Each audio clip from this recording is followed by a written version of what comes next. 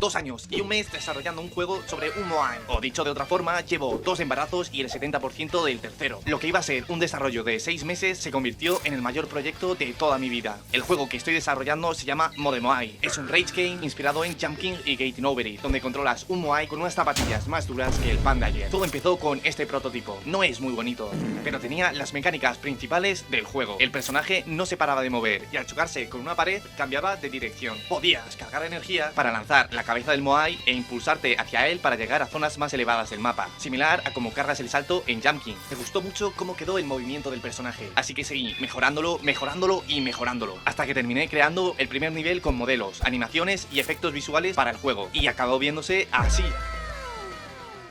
Después publiqué un playtest en itch.io y casi nadie lo jugó.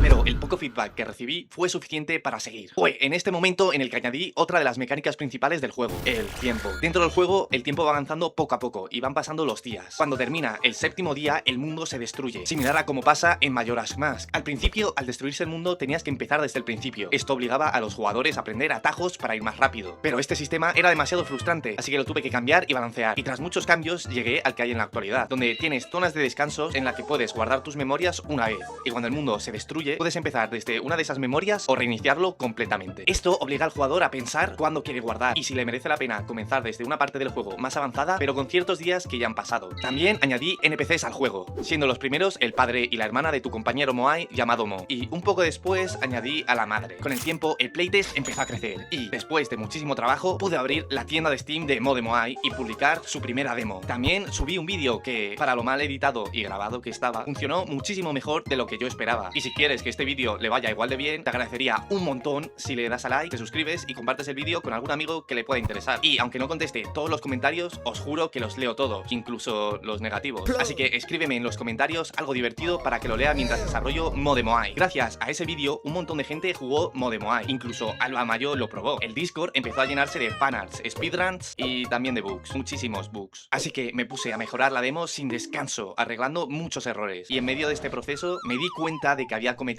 el mayor error en todo el desarrollo de este juego. No había creado un editor de niveles.